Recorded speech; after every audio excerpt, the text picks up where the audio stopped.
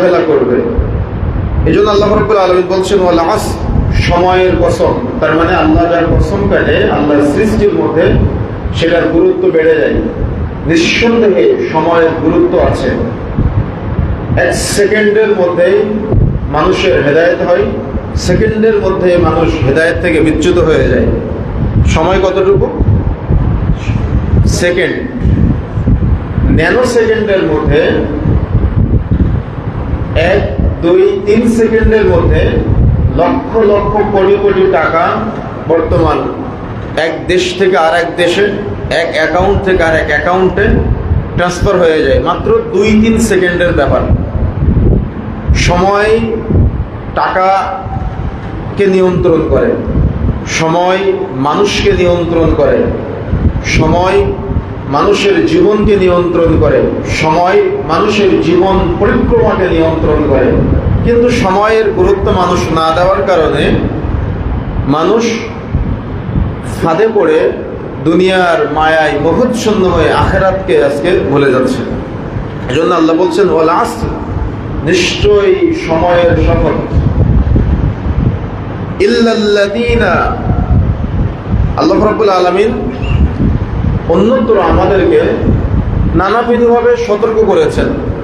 ঈমানদারদেরকে বলেছেন, মুসলিমদেরকে বলেছেন, যারা ঈমান অনয়ন করেছে তাদেরকে বলেছেন। এভাবে আল্লাহ রাব্বুল আলামিন বহুভাবে বহু জায়গায় সতর্ক করেছেন। কিন্তু সূরা আসরের মধ্যে আল্লাহ রাব্বুল আলামিন যে সতর্ক করেছেন তা সেখানে ইনসান, মানুষকে উল্লেখ করেছেন, শুধু ঈমানদারদেরকে না। আল্লাহ রাব্বুল আলামিন বলছেন ইন্নাল ইনসানা লাফি খুসর, নিশ্চয় সকল মানুষ ক্ষতির মধ্যে নিমজ্জিত। তার মানে এখানে ঈমানদারদেরকে আলাদা করে নাই, মুসলিম কাফেরদেরকে আলাদা করে নাই। আল্লাহ রাব্বুল আলামিন কি সকল মানুষকে বলছেন নিশ্চয় মানুষ ক্ষতির মধ্যে নিমজ্জিত। আজকে আপনি একটু বিবেচনা করেন তো, আমরা কি ক্ষতির মধ্যে নেই? আমাদের মুসলিম তরুণ যুবক যুবতীরা কি ক্ষতির মধ্যে নেই? আমাদের ওলামায়ে কেরামরা কি ক্ষতির মধ্যে নেই? আমাদের রাহবাররা কি ক্ষতির মধ্যে নেই? আমরা যারা নিজেকে ঈমানদার দাবি করি আমরা কি ক্ষতির মধ্যে নেই? কি মনে হয় আপনার কাছে? নিঃসন্দেহে মানুষ আজ ক্ষতির মধ্যে নিমজ্জিত, এই কথা আল্লাহ বলেছেন। আর আল্লাহর কথা কখনো মিথ্যা হতে পারে না। আপনি যদি একটু বাহ্যিক দৃষ্টিকোণ থেকে দেখেন তাহলে আপনার বুঝতে অনেক সুবিধা হবে যে আমরা ক্ষতির মধ্যে নিমজ্জিত হয়ে কতটা অধঃপতন আমাদের হয়েছে। আর কেন আজকে আমাদের এই অধঃপতন, কেন আজকে যুব সমাজের এই জাহালতের অতল গহ্বরে তারা নিমজ্জিত, আপনাকে এটা নিয়ে ভাবতে হবে। কেন আপনার ভবিষ্যৎ প্রজন্ম, তারা আপনি মারা যাওয়ার পরে আপনার জন্য দোয়া করবে, তারা আপনি মারা যাওয়ার পরে আপনার জন্য জানাজা সালাত পড়াবে, তারা আপনি আপনার দুনিয়া থেকে বিদায় নেওয়ার পরে আপনার কবরে আপনার আমলনামায় সওয়াব নেকি বৃদ্ধিপ্রাপ্ত হবে তাদের মাধ্যমে। তো এই জন্য আপনাকে ভাবতে হবে, আপনি যদি অধঃপতন সম্পৃক্ত একটা যুব সমাজ রেখে যান তাহলে আপনি মারা যাওয়ার পরে আপনার জানাজা সালাত পড়ানোর মতো আপনার পরিবার বর্গের মধ্যে থেকে আপনার অধীনস্থদের মধ্যে কাউকে পাওয়া যাবে না। তখন হুজুর ভাড়া করে নিয়ে আসতে হবে আপনার জানাজা সালাত পড়ানোর জন্য। আপনার জন্য মারা যাওয়ার পরে যে দোয়া করবে, এই দোয়া করার মতো একটা ঈমানদার আপনার পরিবারের অধীনস্থ কাউকে পাওয়া যাবে না যে আপনার জন্য দোয়া করবে। দোয়া করার জন্য লোক ভাড়া করে নিয়ে আসা লাগবে, হুজুর ভাড়া করে নিয়ে আসা লাগবে। এজন্য আপনি যদি দেখেন আজকে যুবকদের অধঃপতন, আল্লাহ রাব্বুল আলামিন যে বলেছেন নিশ্চয়ই সকল মানুষ ক্ষতির মধ্যে নিমজ্জিত, ওলামায়ে কেরাম তার কয়েকটি ব্যাখ্যা করেছেন। ক্ষতির মধ্যে মানুষ কেন নিমজ্জিত? তার 1 নম্বর হলো লক্ষ্যহীন জীবনযাত্রা। যে জীবনের লক্ষ্য নাই, যে জীবনের লক্ষ্য নাই সেই জীবন কখনো গন্তব্যে পৌঁছাতে পারে না, লক্ষ্যে পৌঁছাতে পারে না। তীর যদি ধনুক থেকে ছেড়ে দেন কিন্তু লক্ষ্য নির্ধারণ করেন নাই, তীর কি লক্ষ্যে পৌঁছাবে না ডানে বামে চলে যাবে? ডানে বামে চলে যাবে না। তো আপনি যদি লক্ষ্য নির্ধারণ করতে না পারেন, লক্ষ্য নির্বাচন করতে না পারেন, তাহলে আপনি জান্নাত কায়েম করতে পারবেন না। যদি আপনার উদ্দেশ্য হয় আমার লক্ষ্য হলো জান্নাত, তাহলে আপনার রাস্তা একটা। আর যদি আপনার লক্ষ্য জান্নাত আপনি নির্বাচন করতে না পারেন তাহলে আপনার লক্ষ্য হবে আরেকটা। এই জন্য লক্ষ্য আগে নির্ধারণ করতে হবে। এই জন্য ওলামায়ে কেরাম বলছেন দিন দুনিয়া কোনো সুনির্দিষ্ট লক্ষ্য এবং সুনির্দিষ্ট চিন্তা, সুনির্দিষ্ট দর্শনের ভিত্তিতে যদি কেউ বিশ্লেষণ না করে তাহলে সে ইমানদারের গণ্ডি থেকে বের হয়ে যাবে। আর সেই সুনির্দিষ্ট দর্শন, সুনির্দিষ্ট চিন্তা, সুনির্দিষ্ট উদ্দেশ্য হলো আল্লাহ রাব্বুল আলামিনের নবী, প্রিয় নবী মুহাম্মদ সাল্লাল্লাহু আলাইহি সাল্লামকে পৃথিবীতে, দুনিয়াতে পিতামাতা, সন্তান, সন্তানাদি যা কিছু আছে সবকিছুর চেয়ে বেশি ভালোবাসা এবং লক্ষ্য হিসেবে নির্ধারণ করা মুহাম্মদ সাল্লাল্লাহু আলাইহি সাল্লামকে ভালোবেসে কিয়ামতের মাঠে আল্লাহর সন্তুষ্টি অর্জনের মাধ্যমে জান্নাত লাভ করা। যদি আপনার সন্তান নবী মুহাম্মদ সাল্লাল্লাহু আলাইহি সাল্লামকে ভালোবাসতে না পারে, যদি আপনার সন্তান সাহাবায়ে কেরামের জীবনী স্মৃতি বিজড়িত বিষয়গুলো না জানে, তাহলে আপনার সন্তান তার প্রিয় হিসেবে মুহাম্মদ সাল্লাল্লাহু আলাইহি সাল্লামকে, নবী মুহাম্মদ সাল্লাল্লাহু আলাইহি সাল্লামকে নির্ধারণ করতে পারবে না।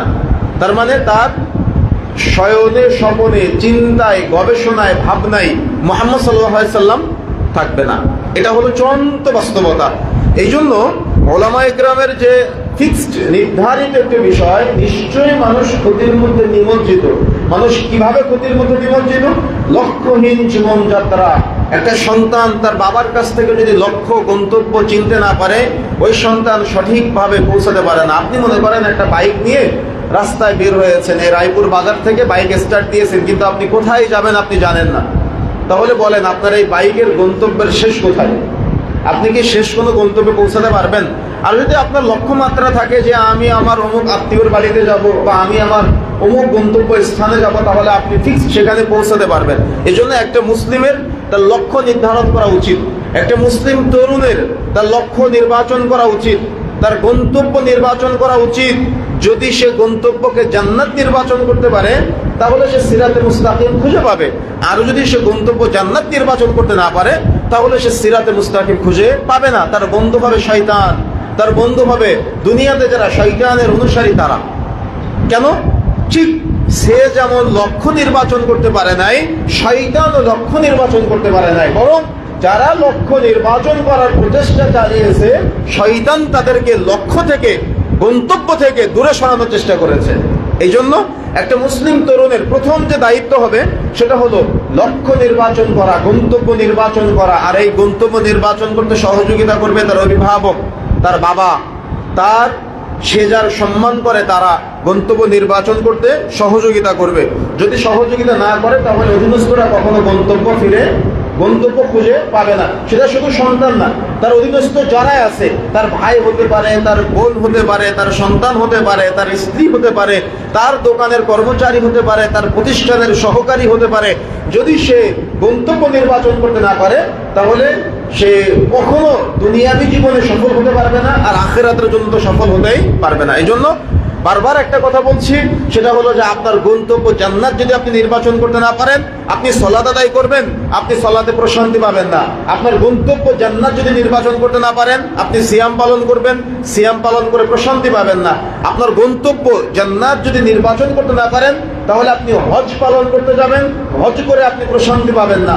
আপনার গন্তব্য যদি আপনি জান্নাত নির্বাচন করতে না পারেন, তাহলে আপনি দান সাদাকা করে প্রশান্তি পাবেন না। আপনার গন্তব্য যদি জান্নাত নির্বাচন করতে না পারেন, আপনি আপনার স্বামী স্ত্রী দুজন উভয়ের মাঝে সংসার পরিচালনায় প্রশান্তি পাবেন না। আপনি যদি আপনার গন্তব্য জান্নাত নির্বাচন করতে না পারেন, তাহলে আপনি মানুষের আমানত ঠিক রাখতে পারবেন না। যদি আপনি আপনার গন্তব্য জান্নাত নির্বাচন করতে না পারেন, তাহলে দুনিয়াবী সংক্ষিপ্ত এই সফরটাই আপনি আল্লাহ এবং আল্লাহ রাসূলের আনুগত্য করা থেকে বিরত থাকবেন। দুনিয়ার সাময়িক চাহিদা পূরণের জন্য আপনি শয়তানের বান্দিকে শুরু করে দেবেন। এজন্য লক্ষ্য নির্বাচন করতে হবে, সেটা হলো একটাই, সেটা হলো আল জান্নাহ। আমার মৃত্যু হবে নিশ্চিত, আমি দুনিয়া থেকে বিদায় নিব নিশ্চিত, আমাকে চলে যেতে হবে নিশ্চিত। যতটুকু সময় এই সফরের কালে আছি, যতটুকু সময় সফরের মুহূর্ত, আমার গন্তব্য জান্নাত, এই সফরের মুহূর্তে যেন আমি জান্নাত থেকে বিচ্যুত না হয়ে যাই। কিন্তু আজকে আমাদের তরুণ যুবক যুবতী ভাই এবং বোনেরা, আমাদের মুরব্বী চাচারা এই গন্তব্য নির্ধারণ করা থেকে দূরে সরে গিয়েছে। গন্তব্য ফিক্স করতে পারে নাই, গন্তব্য নির্বাচন করতে পারে নাই, যার কারণে মুসলিমদের মাঝে আজ এত অধঃপতন, মুসলিমদের মাঝে আজ এত রাহাজানি, হানাহানি, কাটাকাটি, পারিবারিক অশান্তি আমরা বর্তমানে অহরহ দেখতে পাচ্ছি। উলামায়ে কেরাম, আল্লাহ রাব্বুল আলামিন যে বলেছেন নিশ্চয়ই মানুষ ক্ষতির মধ্যে নিমজ্জিত। কেন ক্ষতির মধ্যে নিমজ্জিত?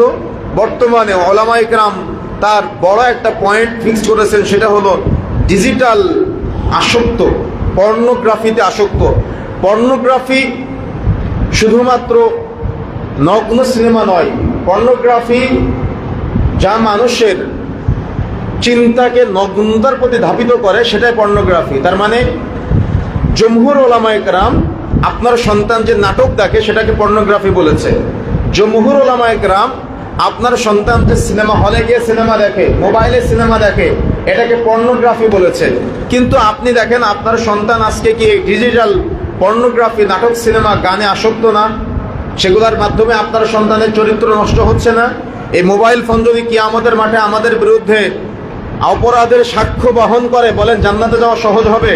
আপনার বাড়িতে টিভি নামক যে বাক্সটা আছে সেটা যদি আপনার কিয়ামতের মাঠে আপনার বিরুদ্ধাচরণ করে, আপনার জান্নাতে যাওয়া কতটা কঠিন হবে। হয়তো পৃথিবীর কেউ দেখে না যে আপনি আপনার এই সেলফোনের মাধ্যমে কি করতেছেন, আপনি আপনার ডিজিটাল ফোনের মাধ্যমে কি করতেছেন, কিন্তু এগুলো তো আল্লাহর কাছে রেকর্ডেড, তাই না? আল্লাহর কাছে রেকর্ড হচ্ছে না? এই ডিজিটাল আসক্তিতে যুব সমাজের নৈতিক চরিত্রের মারাত্মক অবক্ষয় হচ্ছে বর্তমানে। আর এই ডিজিটাল সিস্টেম, প্ল্যাটফর্মগুলো আজকে তো বহুমুখী সিস্টেম, বহুমুখী পথ পন্থা আমাদের মাঝে বিদ্যমান।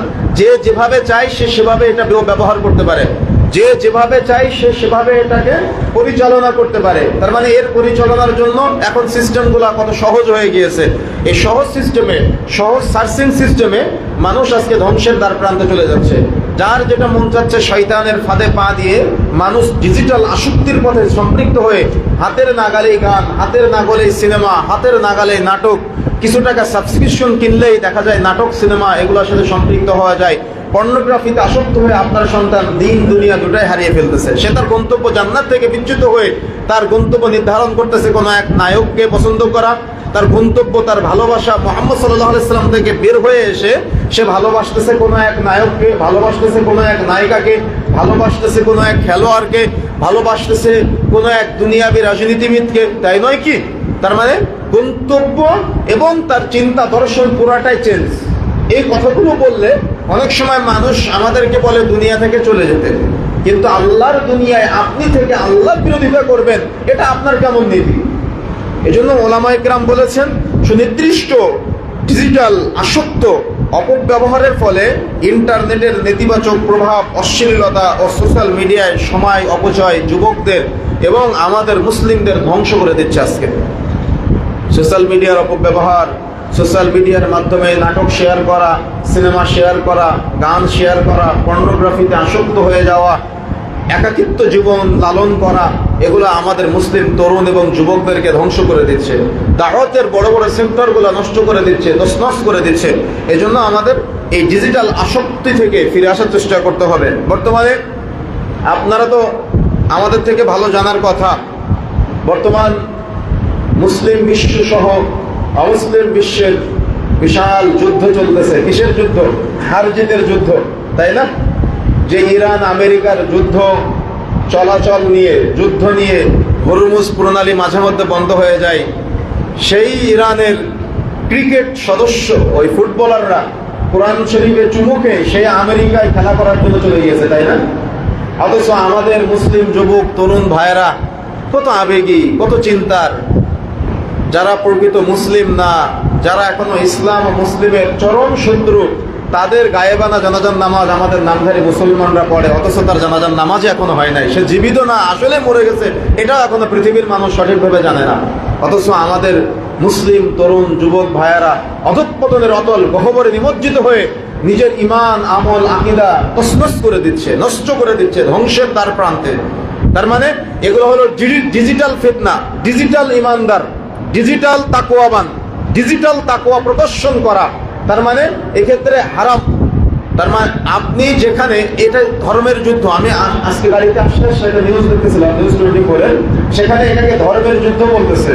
যে গত বিশ্বকাপের সময় কাতারে বিশ্বকাপ আয়োজন করে ইসলামের দর্শনগুলো পৃথিবীর মানুষকে জানানোর চেষ্টা করেছে, আর সেটা থেকে প্রভাবিত হয়ে এবারে 3টা অমুসলিম দেশ মিলে অমুসলিমদের কৃষ্টি কালচার দুনিয়াতে যা আছে সব ফুটিয়ে তোলার চেষ্টা করতেছে। এমনকি যেখানে বিশ্বকাপের আয়োজন হচ্ছে তার আশপাশে নারী মদ উন্মুক্ত করা হয়েছে, নতুন করে অসংখ্য হাজার হাজার পতিতালয় লাইসেন্স প্রাপ্ত করা হয়েছে, যেখানে গিয়ে মানুষ এনজয় করতে পারবে। তারা বলতে চাচ্ছে এনজয় ইউর লাইফ, দুনিয়াটাকে তোমরা এনজয় করো। আর আপনার ছেলে আব্দুল্লাহ, আপনার ছেলে আব্দুর রহমান, আপনার ছেলে আব্দুল কুদ্দুস, আপনার ছেলে আব্দুর রহমান, সে ওই অমুসলিমদের কৃষ্টি কালচারে সম্পৃক্ত হয়ে তার বাড়ির উপরে সুন্দর করে ওই অমুসলিম কৃষ্টি কালচারের একটা পতাকা ঝোলায় রাখতেছে। অথচ মুসাআব ইবনে উমাইর ইসলামের চমৎকার বিধান, ইসলামের চমৎকার সৌন্দর্য তারা ফুটিয়ে তুলেছে। মুসাআব ইবনে উমাইর তার সম্পদের বর্ণনা আপনাদের কাছে নতুন করে দেওয়ার কিছুই নাই, আপনারা সবাই অবগত আছেন। যখন তিনি ইসলাম গ্রহণ করেছিলেন, ইসলাম গ্রহণ করার কারণে তার পৈতৃক সম্পত্তি থেকে তিনি বঞ্চিত হয়েছিলেন। যুদ্ধে যখন তার মৃত্যু হয়, মৃত্যুর সময় যখন হাত কেটে ফেলা হলো এক হাত, তখন আর এক হাত দিয়ে ইসলামের পতাকা উড্ডীন রাখার চেষ্টা করেছিল। যখন আর এক হাত কেটে ফেলা হলো, তখন নিজের কলিজা দিয়ে ইসলামের পতাকাকে উড্ডীন রাখার চেষ্টা করেছিল। যখন তার মৃত্যু হয়ে যায়, মৃত্যুর পরে দেখা গেল যে এই মুসাআবের যখন কাফন পরানো হবে, মুসাআব এত ধনী পরিবারের একজন সন্তান, এত ধনী পরিবারের একজন সন্তান, তৎকালীন সময়ে লক্ষ লক্ষ টাকার পোশাক, বর্তমান টাকা হিসাব করলে মুসাআব রাদিয়াল্লাহু তাআলা আনহু তিনি ব্যবহার করতেন। কিন্তু ইসলাম গ্রহণ করার পরে যখন ইসলামের পতাকা উড্ডীন করার জন্য তার মৃত্যু হলো, সেই মুসাআব ইবনে উমাইর রাদিয়াল্লাহু তাআলা আনহু মৃত্যুর পরে তার কাফন যেটা হবে, মাথার দিক দিয়ে টান দিলে পা বের হয়ে যায়, আর পায়ের দিক দিয়ে টান দিলে মাথা বের হয়ে যায়। সে মুসাআব ইবনে উমাইর রাদিয়াল্লাহু তাআলা আনহুর কাফনের কাপড় মাথার দিকে দেওয়া হলো, আর পায়ের উপরে ঘাস দিয়ে তাকে দাফন করা হলো। আজকে মুসলিম তরুণ এবং যুবক ভাইয়েরা ওই মুসাআব ইবনে উমাইর রাদিয়াল্লাহু তাআলা আনহু থেকে শিক্ষা গ্রহণ করতে পারে না। তাদের আদর্শ হলো মেসি, তাদের আদর্শ হলো নেইমার, তাদের আদর্শ হলো অমুক খেলোয়াড়, তাদের আদর্শ হলো অমুক গায়ক, তাদের আদর্শ হলো অমুক গায়িকা, তাদের আদর্শ হলো অমুক দর্শনের সন্তান। যার কারণেই তো অমুকের নামের সাথে নাম মিলিয়ে এই বিভিন্ন বাজারে একজন মুরব্বী দেখলাম জমি বিক্রি করে কত কত কিলোমিটার লম্বা জানি একটা পতাকা বানাইছে, তাই না? আপনারা নিশ্চয়ই দেখেছেন। তাহলে কত অধঃপতন আজকে আমাদের, কত অধঃপতন আপনার সন্তানের, যে অমুসলিমের দেশের পতাকা আপনার সন্তান আপনার বাড়ির ছাদের উপরে ঝুলায়। এই সমস্ত কুফফারদের পতাকা আপনার সন্তান তার নাম লিখে, আব্দুল্লাহ নাম লিখে সম্মানিত হতে চায়, আব্দুর রহমান নাম লিখে সম্মানিত হতে চায়। আমাদের মুসলিম যুবকদের পাশাপাশি মুরব্বীদের বিমূর্তিতে ধরেছে। তারা আজকে রাস্তা দিয়ে আস্তে আস্তে দেখলাম বহু জায়গায় আর্জেন্টিনার পতাকার মধ্যে 10-15 জনের ছবি, ব্রাজিলের পতাকার মধ্যে 10-15 জনের ছবি। কেন? ইসলামের পতাকা উড্ডীন করার জন্য কত চিন্তা, কত চেতনা আপনার ছেলেটাই দেখা যাচ্ছে ফ্রি প্যালেস্টাইন বলতেছে, কিন্তু সেই প্যালেস্টাইনের আমাদের নির্যাতিত মুসলিম ভাই বোনদের যারা হত্যা করতেছে তাদের জার্সি গায়ে পরে ঘুরে বেড়ায়, তাদের পতাকা আপনার সন্তান আবার বাড়ির উপরে ঝুলায়, তাদের আদর্শে আপনার সন্তান আদর্শিত হয়। তাহলে আপনার সন্তান আজকে কোন চিন্তা লালন করে? আপনার সন্তান কি লক্ষ্য নির্বাচন করতে পেরেছে? আপনার সন্তান কি গন্তব্য নির্বাচন করতে পেরেছে? সে পারে নাই, মিডিয়ার কারণে পথভ্রষ্ট হয়েছে। আপনি তাকে লক্ষ্য নির্বাচন করতে সহযোগিতা করেন নাই, যার কারণে সে পথভ্রষ্ট হয়েছে।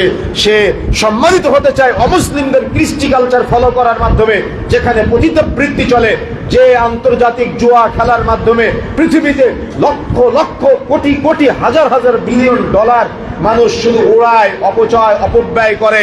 আপনার সন্তান রাত 3টার সময় জাগ্রত হয়ে তাহাজ্জুদের সালাত আদায় করতে পারে না, কিন্তু আপনার কুলাঙ্গার সন্তান এই রায়পুর বাজারে দেখা যাচ্ছে সে প্রজেক্টর ভাড়ার জন্য 10 টাকা চাঁদা দিয়ে সারা রাত জাগ্রত হয়ে প্রজেক্টরের আয়োজন করে, খিচুড়ির আয়োজন করে, জিলাপির আয়োজন করে, কত খানাদানার আয়োজন করে।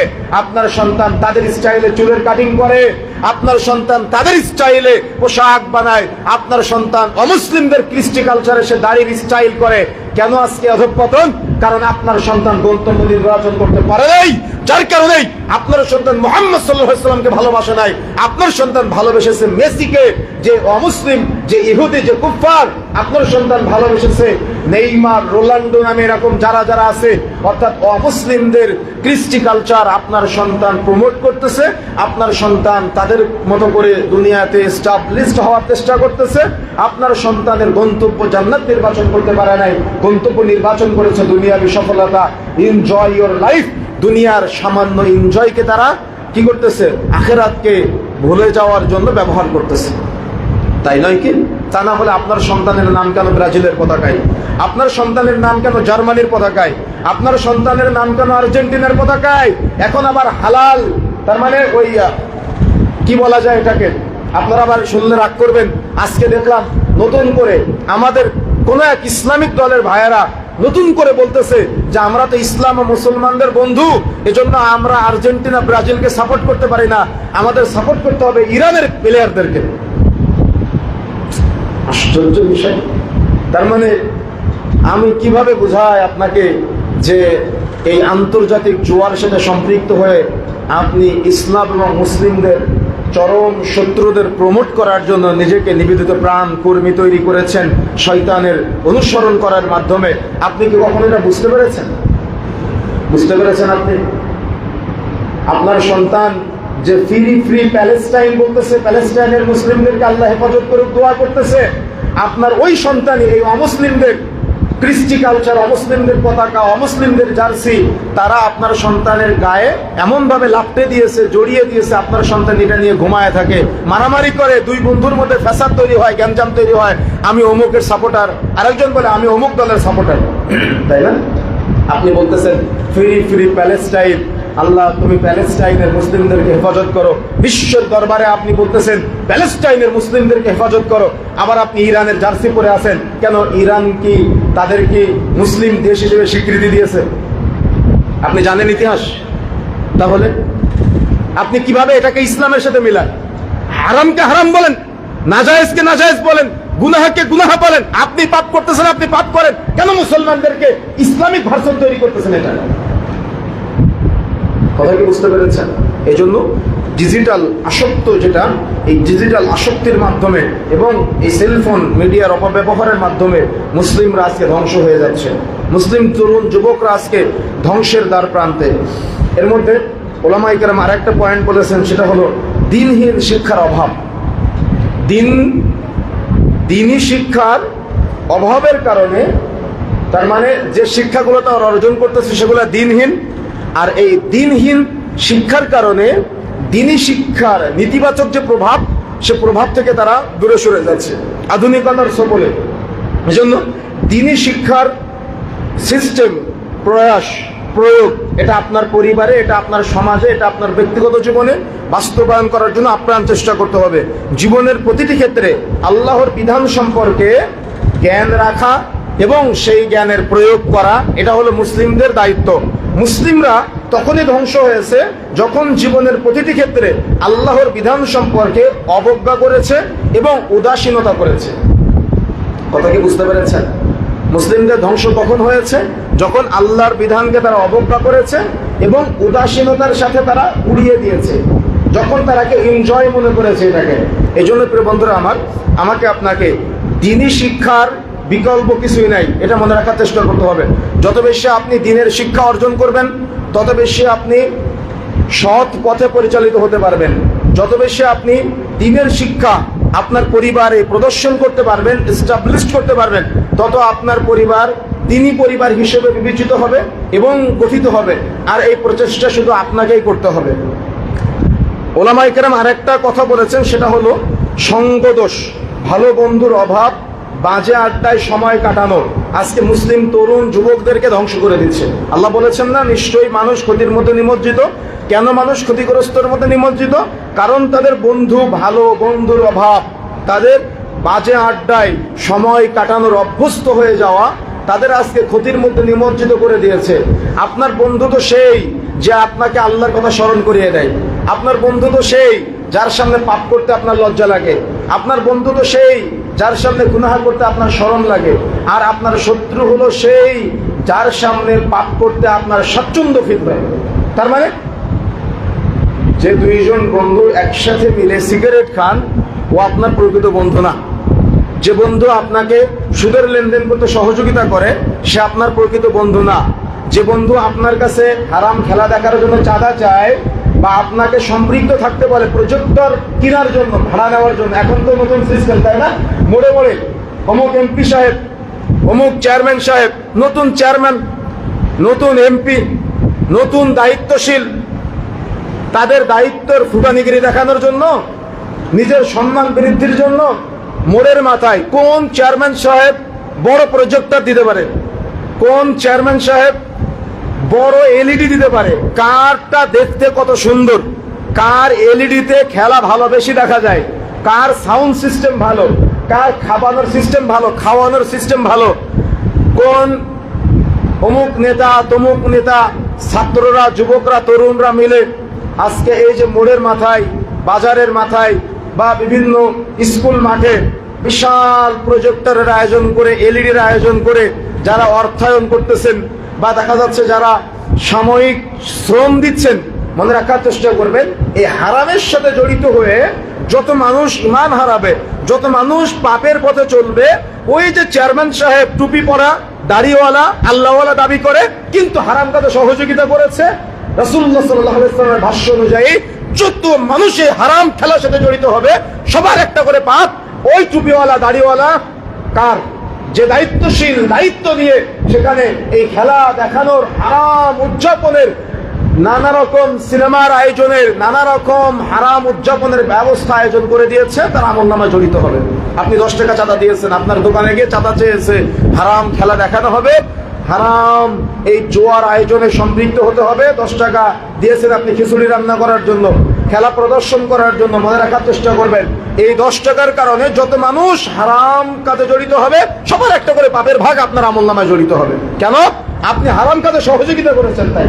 যদিও আপনার টুপি পরা, যদিও আপনার দাঁড়িয়ে আছে, যদিও আপনি সমাজে বড় সম্মানিত একজন মানুষ, কিন্তু সম্মান আল্লাহর কাছে জিরো। আপনি পাপের কাজে সহযোগিতা করেছেন, আপনি গুনাহে জারিয়ার কাজে সহযোগিতা করেছেন, আপনার কারণে সমাজের হাজারো যুবক গুনাহের সাথে সম্পৃক্ত হয়। আপনার টাকায় কেনা প্রজেক্টরে, আপনার সহযোগিতার প্রজেক্টরে সমাজের হাজারো তরুণ, হাজারো যুবক যুবতী তারা আজকে এই জুয়ায় সম্পৃক্ত হচ্ছে, হারাম খেলা দেখতেছে। এমন কোন মোড় নাই যে মোড়ে প্রজেক্টরের আয়োজন নাই, এমন কোন মোড় নাই যে মোড়ে ওই অমুক হারাম খেলার কোনো তার মানে সরঞ্জাম নাই। কোথাও আছে পতাকা, কোথাও আছে নানা রকম আয়োজন। এগুলার সাথে ন্যূনতম আর্থিক সহযোগিতা বাদ দিলাম, যদি সময়ের সহযোগিতাও থাকে তবুও যত মানুষ আপনার মাধ্যমে পাপিষ্ট হবে সবার একটা করে গুনাহের ভাগ আপনার আমলনামায় জড়িত হবে। কথা কি বুঝতে পেরেছেন? এই জন্য অনেক সচেতন থাকতে হবে ইমানদারদেরকে, যারা গন্তব্য নির্বাচন করেছে, যারা তাদের গন্তব্য জান্নাত নির্বাচন করতে পেরেছে তারা কখনো এগুলোর সাথে সম্পৃক্ত হতে পারে না। আর যারা তাদের গন্তব্য জান্নাত নির্বাচন করতে পারে নাই, তারা দুনিয়ায় চেয়ারম্যান হওয়ার জন্য, দুনিয়ায় মেম্বার হওয়ার জন্য, দুনিয়ার বড় বড় নেতা নেত্রী হওয়ার জন্য তারা আজকে কি করে, তারা মানুষকে আকৃষ্ট করার জন্য বিভিন্ন প্রজেক্টর টানায়, এলইডি টানায়, মানুষকে হারাম খেলা দেখার জন্য সহযোগিতা করে। মনে রাখার চেষ্টা করবেন, আপনি পাবেন আপনার যেটা গন্তব্য সেটা আপনি পাবেন, কিন্তু আপনি আখেরাত থেকে বিচ্যুত হয়ে যাবেন, আখেরাতের জান্নাত থেকে আপনি দূরে সরে যাবেন। সুতরাং সতর্ক থাকতে হবে। কিয়ামতের মাঠে জান্নাতের যাওয়ার পূর্বে আরশের ছায়া স্থান কে পাবে? ন্যায় বিচারক, ন্যায় সম্পূর্ণ শাসক। সুতরাং আপনার শাসনের ক্ষেত্রটা যেন ন্যায় সম্পূর্ণ হয়, আপনার শাসনের ক্ষেত্রটা যেন ইসলামের সাথে সংশ্লিষ্ট সম্পৃক্ত হয়, তাহলে আল্লাহর আরশের নিচে যে ছায়া পাবে যারা, তার মধ্যে আপনি থাকতে পারবেন। এই জন্য এই চেষ্টা অব্যাহত আমাদের রাখতে হবে। তা না হলে আপনার ভালো বন্ধুর অভাবে আপনি বাজে বন্ধুর সাথে সময় কাটাবেন, যারা আপনাকে জাহান্নামের দিকে ধাবিত করবে, যারা আপনাকে আল্লাহ থেকে দূরে সরিয়ে দিবে, যারা আপনাকে জাহান্নামের দিকে নিয়ে যাবে, তাদের থেকে আমাদের পরিত্রাণ পাওয়ার জন্য আপ্রাণ চেষ্টা করতে হবে। পারবো ইনশাআল্লাহ? চেষ্টা অব্যাহত রাখতে হবে। আমাদের তো ভাবতে অবাক হয় যে আমাদের যুবকদের এত বেশি অধঃপতন, আমাদের যুবকদের এত বেশি ইসলাম থেকে বিচ্যুতি ঘটে যাওয়া, এটা তো অনেক মুসলিমদের জন্য অনেক কঠিন, মুসলিমদের জন্য অনেক খারাপ। আজকে মুসলিম বিশ্বগুলো দেখে দেখেন আপনি, মুসলিম বিশ্বগুলা ধ্বংস হওয়ার পিছনে যতগুলি কারণ আছে তার অন্যতম একটা কারণ হলো ইমান থেকে দূরে সরে যাওয়া। আমাদের কয়জনের অন্তরে ইমান আছে যে পাপ করলে ঘৃণা তৈরি হয় নিজের প্রতি, যে আমি পাপটা করলাম, এই ঘৃণাটা যতদিন পর্যন্ত তৈরি না হবে ততদিন মনে করতে হবে ইমান নাই। একটা পাপ মানুষের হতেই পারে, ভুল মানুষের হতেই পারে, কিন্তু ভুল হওয়ার পরে নিজের কাছে নিজেকে ঘৃণিত প্রমাণ করা, এটা হলো ইমানদারির লক্ষণ। যতদিন পর্যন্ত ঘৃণিত চিন্তা আপনার ব্রেনে না আসবে ততদিন মনে করতে হবে ইমান নাই। ইমান থেকে বিচ্যুত হয়ে গেছি। সুতরাং ইমান ফিরিয়ে নিয়ে আসার জন্য চেষ্টা করতে হবে। এই যে যুবকগুলা অমুসলিমদের পতাকায় তার নাম লিখে সে প্রশান্তি পায়, বলেন তো সে কি আল্লাহর নবীকে ভালোবাসে? বলেন তো সে কি ইসলাম এবং মুসলিমদের জন্য কখনো সে তার জীবনকে উদ্ধার করতে পারবে? পারবে না। দাজ্জালের অনুসারী কারা হবে? দাজ্জালি ফিতনার অনুসারী কারা হবে? আপনি যদি আপনার আমার ডান পাশে বাম পাশে সামনের দিকে পিছনের দিকে তাকান, তাহলে বুঝতে আর বাকি থাকবে না যে এই দাজ্জালি ফিতনার চরম ফিতনার মুহূর্তে কারা দাজ্জালি ফিতনার অনুসারী হবে। সুতরাং মনে রাখার চেষ্টা করতে হবে, আমরা সহিহ আকীদার যারা আছি, আহলুল হাদিস নামে নামকরণ করি, আমাদেরকে দিন রাত ইহুদি খ্রিস্টানদের দালাল বলা হয়, তাই না? আমরা কিন্তু সর্বদা সব সময় অমুসলিম ইহুদি খ্রিস্টানদের বিপক্ষে মানুষদেরকে সজাগ রাখার চেষ্টা করি।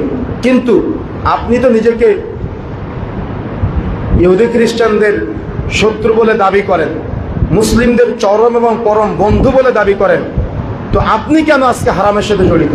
আপনার কাছে প্রশ্ন। আমরা না হয় আপনি আমাদের দূরে সরিয়ে দিয়েছেন, আমরা না হয় দূরের মানুষ, আপনি আমাদেরকে ঘৃণিত প্রমাণ করেছেন, কিন্তু আপনি তো নিজেকে ইমানদার দাবি করেন, আপনি তো মুসলমানদের পরম বন্ধু মনে করেন, আপনি তো ফিলিস্তিনের মুসলিমদেরকে নির্যাতন যাতে করে না হয় এজন্য আপনি বিশাল র্যালির আয়োজন করেছেন, সেখানে আপনার বড় ভূমিকা ছিল, তাই না? তাহলে আপনার কেন এই পদস্খলন? আপনার কেন এই পদচ্যুতি? আপনি কেন আজকে সমাজে এই অমুসলিম কৃষ্টি কালচার, ইহুদি খ্রিস্টানদের রেখে যাওয়া তাদের সিস্টেম সমাজে বাস্তবায়ন করার প্রচেষ্টা চালাচ্ছেন? একটু নিজের কাছে প্রশ্ন করেন, এখন নিজের কাছে একটু প্রশ্ন করেন। এই জন্য বন্ধুরা আমার, কোনো কিছু বলার আগে বুঝে বলা উচিত, কোনো কিছু মানুষের কাছে প্রচার করার আগে বুঝে প্রচার করা উচিত। এই জন্য সতর্ক থাকতে হবে, সাবধান থাকতে হবে। মুসলিম তরুণ এবং যুবকদের ধ্বংসের যতগুলি কারণ আছে তার মধ্যে আরেকটা কারণ হলো হতাশা ও অস্থিরতা, ধৈর্য ধারণের ক্ষমতা কমে যাওয়া এবং অল্পতেই ভেঙে পড়া। আল্লাহ সুবহানাহু ওয়া তাআলা পরীক্ষা কাদের উপর করেন? যাকে বেশি ভালোবাসে তাকে বেশি পরীক্ষা করেন। কিন্তু মুসলিম তরুণ এবং যুবকরা আল্লাহর ভালোবাসাকে মূল্যায়ন করতে পারে নাই। পেরেছে ভালোবাসাকে মূল্যায়ন করতে? পারে নাই। কিভাবে পারে নাই? আপনি একটু দেখেন তো, আপনার ডান পাশে পশ্চিমবঙ্গ বাদ দিলে আপনার পশ্চিমে পুরাটাই একটা বড় হিন্দুত্ববাদী আগ্রাসন, তাই না?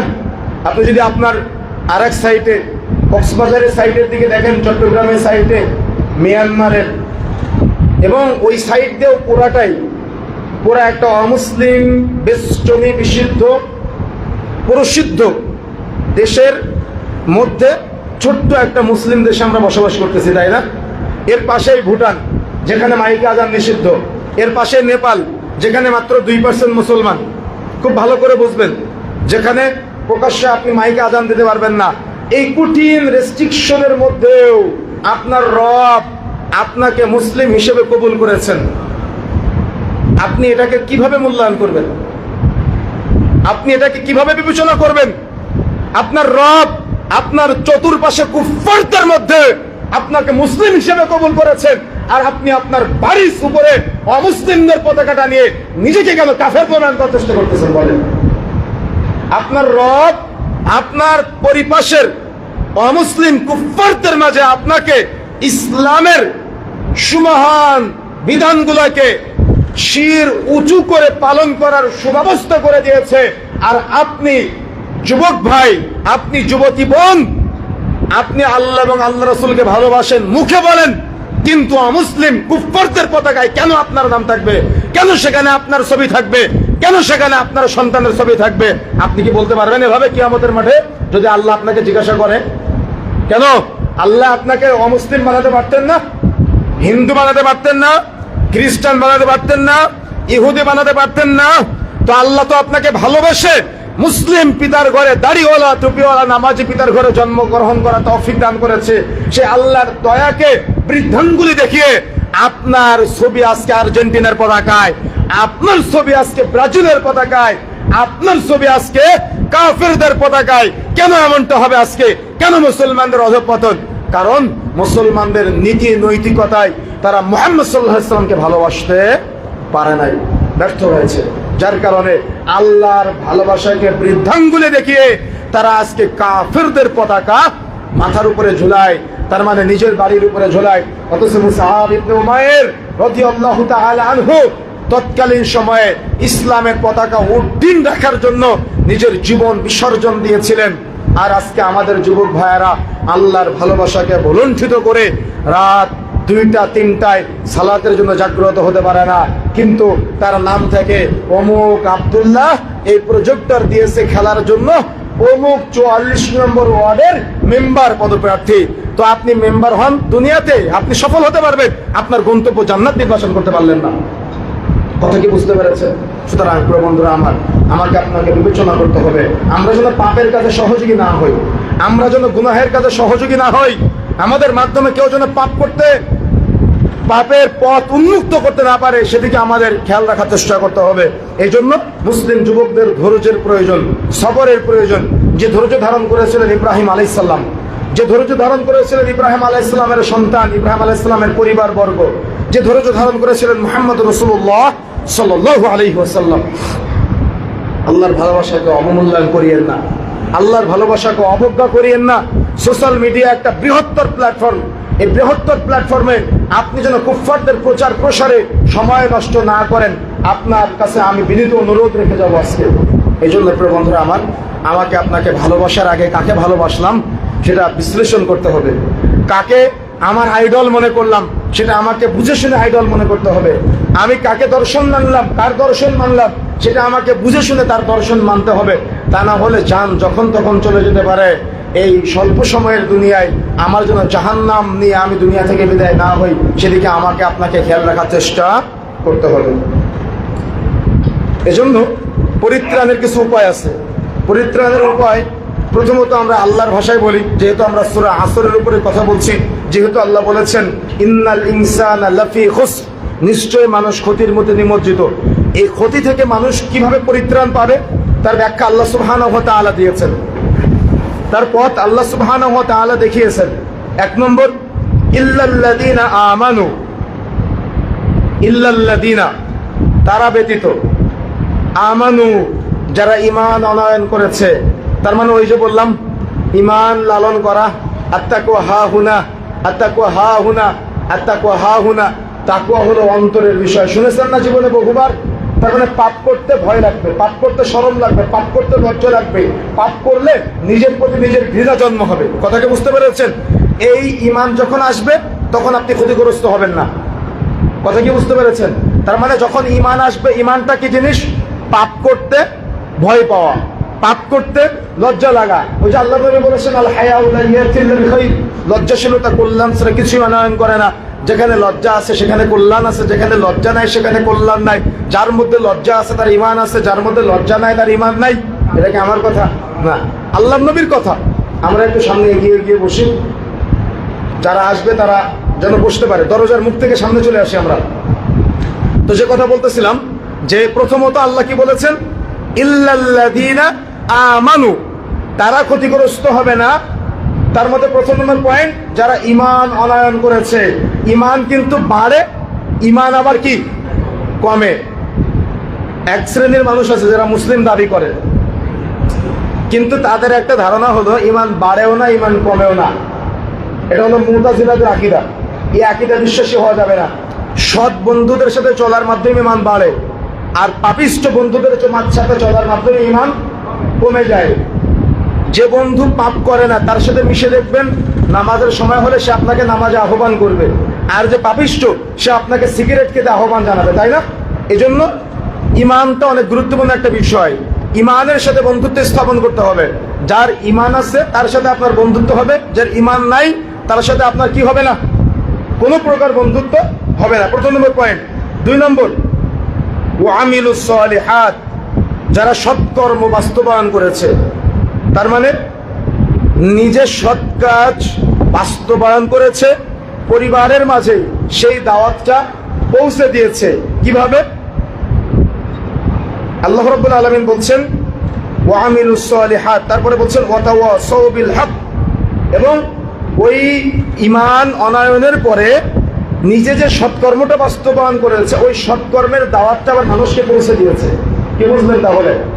নিজে জাহান্নামের আগুন থেকে যেমন বাঁচার চেষ্টা করতে হবে, পরিবারের সদস্যদেরকেও বাঁচানোর চেষ্টা করতে হবে, অধীনস্থ যারা আছে তাদেরকেও বাঁচানোর চেষ্টা করতে হবে। এজন্য আল্লাহ বলছেন ইল্লাল্লাযীনা, তারা ব্যতীত, আমানু, যারা ঈমান আনয়ন করে, ওয়া আমিলুস সালিহাত, যারা সত্যের উপরে অবিচল আছে, সৎ কাজ বাস্তবায়ন করেছে, ওয়া তাওয়াসাউ বিল হক, যারা পরস্পরের সত্যের উপদেশ দিয়েছে, হকের দাওয়াত দিয়েছে, কোরআন সহিহ সুন্নাহর দাওয়াত দিয়েছে। তার মানে কি বুঝলেন? ঈমান আনয়ন, প্রথম নম্বর পয়েন্ট, ঈমান লাগবে। 2 নম্বর, নিজে কি করতে হবে? সৎকর্ম বাস্তবায়ন করতে হবে। নিজে সৎ কাজ বাস্তবায়নের পাশাপাশি পরস্পরের মাঝে এই সত্যের দাওয়াত, হকের দাওয়াতটা পৌঁছে দেওয়ার জন্য আপ্রাণ চেষ্টা করতে হবে। যার যে ক্ষেত্র আছে সেই ক্ষেত্র থেকে আপনি দাওয়াত পৌঁছে দিতে পারেন। এখন সোশ্যাল মিডিয়া একটা বড় প্ল্যাটফর্ম, যে প্ল্যাটফর্মের মাধ্যমে আপনি হকের দাওয়াত, কোরআন সুন্নাহর দাওয়াত, সত্যের দাওয়াত মানুষ প্রচার করতেছে, তাই না? তো এই প্রচারে আপনি সহযোগী হন। আপনি কেন হারাম জিনিস প্রমোট করবেন? আপনি সঠিকটা মানুষের কাছে পৌঁছে দেন।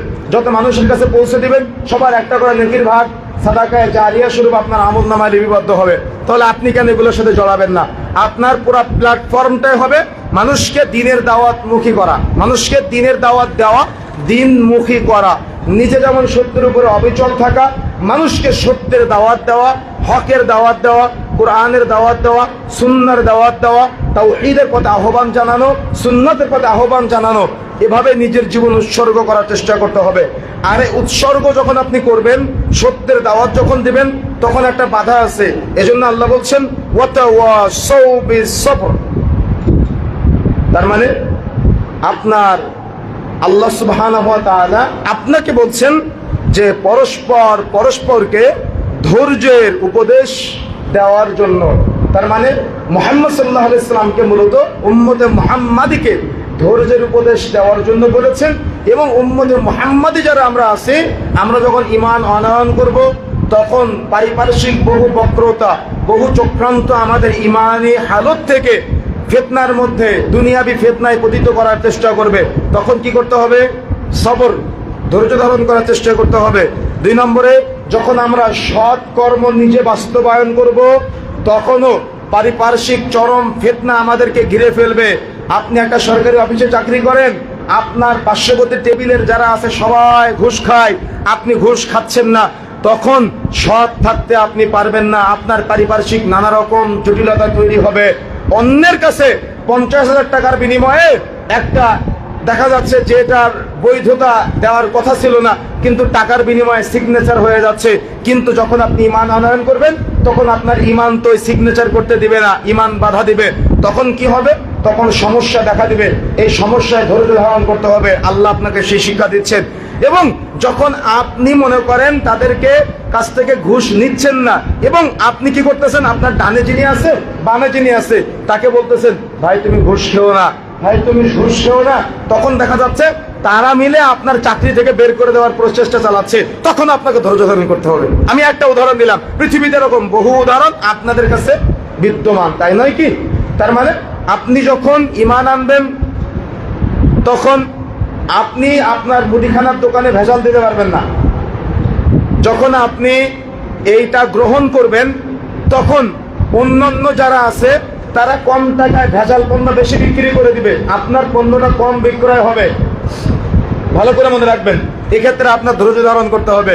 যখন আপনি মানুষকে দাওয়াত দিবেন, তখন তারাই আবার আপনাকে মিথ্যুক প্রমাণ করে আপনাকে ফাঁসানোর চেষ্টা করবে, তখন আপনাকে ধৈর্য ধারণ করতে হবে। আমি কিন্তু সহজ ভাষায় 2টা উদাহরণ দিলাম, এরকম বহু উদাহরণ আপনাদের কাছে বিদ্যমান, একটু বুঝে নেওয়ার চেষ্টা করতে হবে।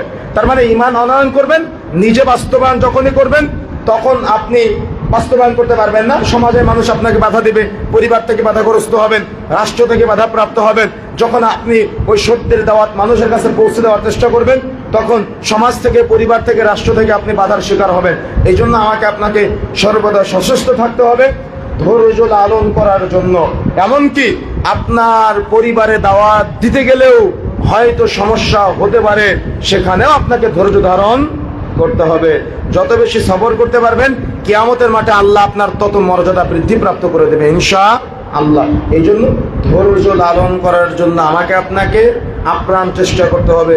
যুবক ভাইদের এই যে অধঃপতন, এই অধঃপতন থেকে পরিত্রাণের জন্য প্রথম পরামর্শ সেটা হলো সালাতের সাথে সম্পৃক্ত হতে হবে। কেন?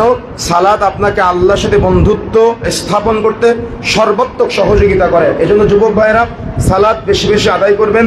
সালাত মানুষকে অশ্লীলতা, বেহায়াপনা, খারাপ কাজ থেকে বিরত রাখে, কথা আল্লাহ বলেছেন, ইন্নাস সালাতা তানহা আনিল ফাহশাই ওয়াল মুনকার। এজন্য নিয়মিত সালাত আদায় করবেন, বুঝে শুনে সালাত আদায় করার চেষ্টা করবেন, তাহলে ফাহেশা থেকে বিরত থাকতে পারবেন। সালাত যে বুঝে শুনে আদায় করে, আল্লাহর সাথে কথোপকথনের মাধ্যমে আদায় করে, সে কখনো ফাহেশার সাথে জড়ায় না। 2 নম্বর, ভালো বন্ধু নির্বাচন করবেন, যে বন্ধু আপনাকে গুনাহ করতে সহযোগিতা করবে না, বরং যে বন্ধু আপনাকে সালাতে আহ্বান জানাবে, তাওহীদ শিক্ষা দিবে, যে বন্ধু আপনাকে সিরাতের শিক্ষা দিবে, যে বন্ধু আপনাকে জান্নাতে যেতে সহযোগিতা করবে, এরকম বন্ধু বা সঙ্গ যারা আছে তাদেরকে বাছাই করার চেষ্টা করবেন। যাদের সাথে মিশলে আপনার ঈমান বৃদ্ধিপ্রাপ্ত হয়, তাদের সাথে মিশার চেষ্টা করবেন। তারপরে সময়ের সচেতনতা, সময় অলস সময় পার করবেন না, সময়ের গুরুত্ব দেওয়ার চেষ্টা করবেন। যখন যে সিচুয়েশন, যে পরিস্থিতিতে আল্লাহ রাখে, সেই পরিস্থিতিতে আল্লাহ শুকরগুজার বান্দা হওয়ার চেষ্টা করবেন এবং ধৈর্য ধারণ করে জ্ঞান অর্জন করার চেষ্টা করবেন। যত বেশি আপনি জ্ঞান আহরণ করবেন, কোরআন সুন্নাহর জ্ঞান, তত বেশি ইসলামের ভাষায় আপনি শিক্ষিত হতে পারবেন। যত বেশি ইসলামের ভাষায় আপনি শিক্ষিত হতে পারবেন, তত আপনি জান্নাতের পথে, আপনার গন্তব্যের পথে আপনি এগিয়ে যেতে পারবেন ইনশাআল্লাহ। এরপরে উত্তম আদর্শ অনুসরণ করতে হবে, আর সেটা হলো একমাত্র আদর্শ মুহাম্মদ রাসূলুল্লাহ সাল্লাল্লাহু আলাইহি ওয়াসাল্লামের আদর্শ, অন্য কারোর আদর্শ না। সেটা পৃথিবীর যে হোক না কেন, কারো আদর্শে আদর্শিত হওয়ার ব্যাপারে আল্লাহ এবং আল্লাহ রাসূল বলে নাই। এই জন্য একমাত্র আদর্শ হিসেবে গ্রহণ করতে হবে মুহাম্মদ সাল্লাল্লাহু আলাইহি ওয়াসাল্লামকে। আর মুহাম্মদ সাল্লাল্লাহু আলাইহি ওয়াসাল্লামকে সাহাবায়ে কেরাম যে পদ্ধতিতে ভালোবেসেছে, ওই পদ্ধতিতে সীমারেখা বজায় রেখে ভালোবাসার চেষ্টা করতে হবে। কথা কি বুঝতে পেরেছেন? ভালোবাসার ক্ষেত্রে বাড়াবাড়ি করা যাবে না, ভালোবাসার ক্ষেত্রেও ছাড়াছাড়ি করা যাবে না। মুহররম আসতেছে না সামনে, মুহররমের 10 তারিখ কিসের দিন? নাজাতে মুসার দিন। কিন্তু আমরা, আমাদের অধিকাংশ শিয়া প্রেমী মুসলিমরা, তারা সিয়াম পালন করে কারবালার ইতিহাসকে সামনে রেখে। যদি কারবালার ইতিহাসকে সামনে রেখে যদি কেউ সিয়াম পালন করে, সেটা হবে বিদআতি সিয়াম। আর সুন্নাহ পদ্ধতির সিয়াম পালন করে যদি আপনি সওয়াব অর্জন করতে চান, তাহলে মুহররমের 10 তারিখের সাথে আরেকটা সিয়াম মিলিয়ে আপনি সিয়াম পালন করবেন। এটা হবে সুন্নাহ পদ্ধতির সিয়াম। আর এর উদ্দেশ্য হবে, মুসা আলাইহিস সালাম ফিরআউনের কবল থেকে মুক্তি পেয়েছিলেন, সেই জন্য। কথা কি মনে থাকবে ইনশাআল্লাহ? মুসা আলাইহিস সালাম ফিরআউনের কবল থেকে মুক্তি পেয়েছিলেন, এই উদ্দেশ্য ছাড়া মুহররমের 10 তারিখে যদি অন্য কোনো চিন্তা, অন্য কোনো দর্শন, শিয়াদের চিন্তা চেতনা এস্টাবলিশ করার জন্য আপনি যদি সিয়াম পালন করেন, এই সিয়াম বিদআতি সিয়াম হবে, এই সিয়াম সুন্নাহ পদ্ধতির সিয়াম হবে না। যদিও সিয়াম একটা ইবাদত, ইবাদতটা হতে হবে সুন্নাহ পদ্ধতিতে। কথা কি মনে থাকবে ইনশাআল্লাহ? তাহলে সিয়াম পালন করবেন কিসের উদ্দেশ্যে? নাজাতে মুসার উদ্দেশ্যে। ফিরআউনের কবল থেকে মুক্তি পেয়েছিলেন, এই জন্য মুহাম্মদ সাল্লাল্লাহু আলাইহি সাল্লাম বলেছিলেন যে অমুসলিমরা, তারা তো মুসা আলাইহিস সালাম ফিরআউনের কবল থেকে মুক্তি পেয়েছিলেন, এজন্য সিয়াম পালন করে 10 তারিখে। তো আমরা পরবর্তী বছর আর একটা মিলিয়ে রাখবো সেই সিয়ামের সাথে। তো আমরা চেষ্টা করব নাজাতে মুসার উদ্দেশ্যে সিয়াম পালন করার জন্য। এছাড়া অন্য কোনো বিদআতি পন্থায় পদ্ধতিতে যেন আমাদের সিয়ামটা চলে না যায়, সেদিকে আমাদের খেয়াল রাখার চেষ্টা করতে হবে। আল্লাহ সুবহানাহু ওয়া তাআলা, আর মাত্র কয়েকদিন পর মুহররম শুরু হচ্ছে। এই মুহররমে যত বেশি শিয়া ফিতনা আছে বাংলাদেশে, সবার আবির্ভাব হয়। তারা দাবি করে যে আয়েশা রাদিয়াল্লাহু তাআলা আনহা নাকি মুহাম্মদ সাল্লাল্লাহু আলাইহি ওয়াসাল্লামকে বিষ প্রয়োগ করে মেরে ফেলেছেন, আউযুবিল্লাহ। আয়েশা রাদিয়াল্লাহু তাআলা আনহাকে তারা চোর বানায়, আয়েশা রাদিয়াল্লাহু তাআলা আনহাকে তারা জিনাকারিনী নারী বলে দাবি করে, নাউযুবিল্লাহ। সেই শিয়াদের প্রেমে আপনি গায়েবানা জানাজার নামাজ পড়েন, লজ্জা থাকা দরকার, শরম থাকা দরকার আপনার। মনে রাখার চেষ্টা করবেন, শিয়ারা কখনো মুসলিমদের বন্ধু না, শিয়ারা কখনো মুসলিমদের বন্ধু হওয়ার চেষ্টা করে নাই। আপনি কেন তাদেরকে বন্ধু বানানোর চেষ্টা করেন? যারা আলী রাদিয়াল্লাহু তাআলা আনহুকে বলে যে মুহাম্মদ সাল্লাল্লাহু আলাইহি ওয়াসাল্লামের উপরে আল্লাহ ভুল করে নবুয়ত দিয়েছে, যেটা আসার কথা ছিল আলী রাদিয়াল্লাহু তাআলা আনহুর উপরে, আল্লাহকে বলে আল্লাহ নাকি ভুল করেছে। তারপরে তারা বলে মুহাম্মদ সাল্লাল্লাহু আলাইহি ওয়াসাল্লাম মারা যাওয়ার পরে প্রথম খলিফা হওয়ার কথা ছিল নাকি আলী রাদিয়াল্লাহু তাআলা আনহুকে, কিন্তু আয়েশা রাদিয়াল্লাহু তাআলা আনহা জালিয়াতি করে নাকি আবু বকর রাদিয়াল্লাহু তাআলা আনহুকে খলিফা নির্বাচন করেছিলেন। এরকম নানাবিধ অপবাদ তারা, কিন্তু আয়েশা রাদিয়াল্লাহু তাআলা আনহা, আম্মাজান আয়েশা রাদিয়াল্লাহু তাআলা আনহা তাহেরা, তার উপরে কিন্তু অপবাদ দেয়। এমনকি ইরানের বিভিন্ন জায়গায়, এমনকি উজবেকিস্তানের সহ বিশ্বের বিভিন্ন জায়গায়, বাংলাদেশেরও বিভিন্ন জায়গায় শিয়া মসজিদের আশপাশে তারা আয়েশা রাদিয়াল্লাহু তাআলা আনহার প্রতিকৃতি হিসেবে একটা ছাগলকে নির্বাচন করে, বকরিকে নির্বাচন করে এবং চাবুক দিয়ে বেধড়ক পিটাই। তাদের উদ্দেশ্য হলো যে এই বকরিকে পিটালাম মানে আয়েশাকে পিটালাম, নাউযুবিল্লাহ। আর আপনি তাদের ভালোবেসে তাদের গায়ে বাঁধা জানাজার নামাজ পড়েন, আপনার লজ্জা থাকা দরকার, আপনার শরম থাকা দরকার। আল্লাহ আমাদের যুবক ভাই ও বোনদের হেদায়েত দান করুন, হেফাজত করুন, প্রকৃত তাওহীদবাদী মুসলিম হওয়ার তৌফিক দান করুন, প্রকৃত ঈমানদার হওয়ার তৌফিক দান করুন, আবেগের তুলনায় বিবেকবান হওয়ার তৌফিক দান করুন। আল্লাহুম্মা আমিন। আলহামদুলিল্লাহ, ইন্নাল হামদালিল্লাহি নাহমাদুহু ওয়া নাস্তাঈনুহু ওয়া নাস্তাগফিরুহু ওয়া নু'মিনু বিহি ওয়া নাতাওয়াক্কালু আলাইহি ওয়া নাউযু বিল্লাহি মিন